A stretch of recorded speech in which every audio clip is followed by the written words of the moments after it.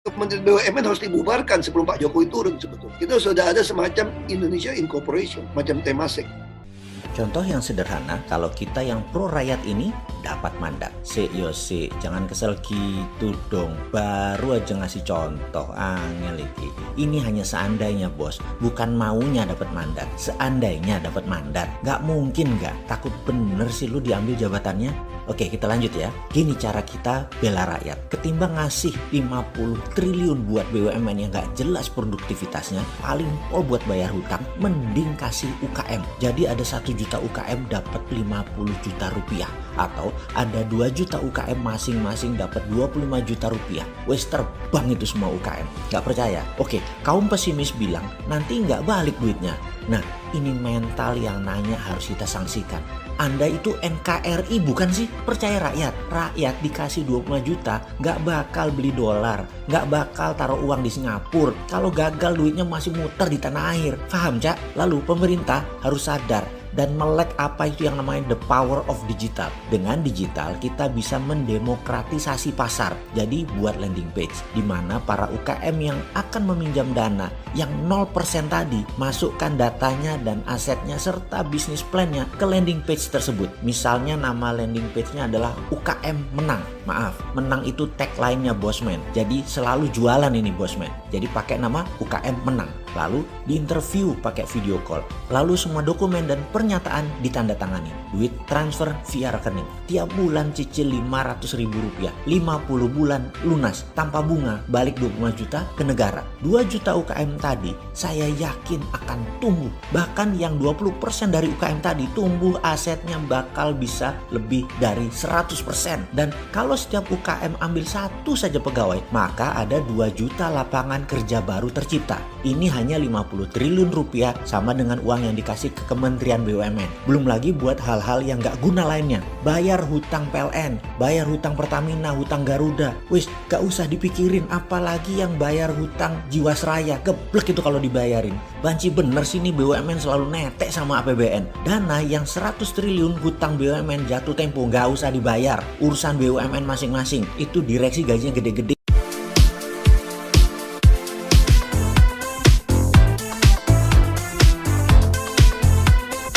Buat mikir dan kerja, bukan buat sepedahan dan duduk-duduk di kafe. Itu biasanya tugas buzzer, bukan tugas direksi BUMN. Nah, yang 100 triliun tadi akan nambah 4 juta UKM dibiayai 25 jutaan. Yang menambah 4 juta lapangan kerja baru. Konsep ini membuktikan kita pro UKM, kita pro pekerja. Kalau yang sekarang ini konsep ekonominya takut inflasi. Globalis banget landasan berpikirnya. Karena globalis itu benci inflasi. Uang mereka bisa hilang nilainya. Sementara kalau pro pasar, pro kerja, inflasi tinggi dikit nggak apa-apa. Yang penting uang beredar banyak dan ekonomi muter. Konsep ekonomi kerakyatan, ekonomi Pancasila itu sangat anti globalis. Ekonomi Pancasila itu purifikasi ekonomi kerakyatan. Dulu zaman raja-raja berkuasa di zaman abad pertengahan di Eropa, ekonomi ala landlord, tuan tanah yang berkuasa, pajak tinggi ke rakyat.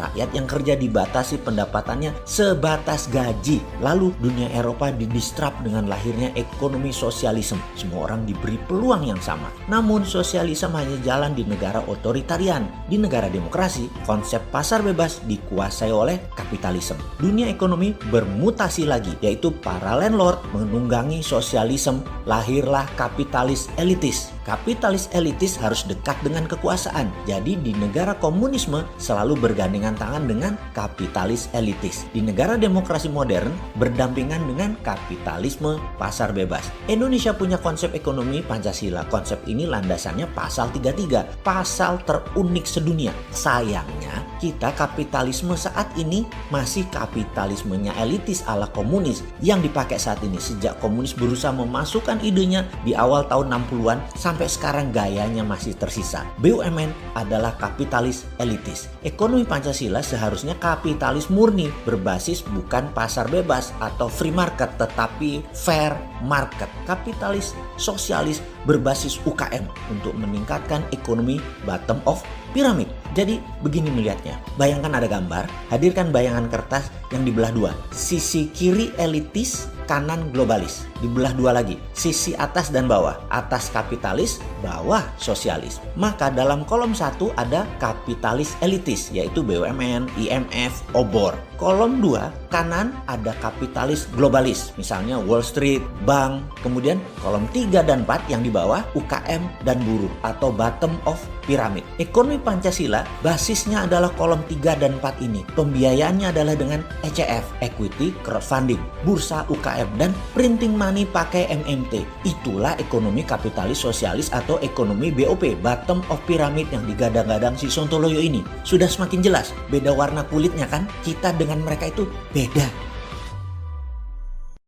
Pertamina udah aman-aman, nyaman-nyaman kok masuk komen nih, brengsek satu nih. Ahok mengganggu keharmonisan. Ahok itu sama saja membuat kekacauan, kekisruan. Kalau nggak ada Ahok kan nggak ada yang ribut.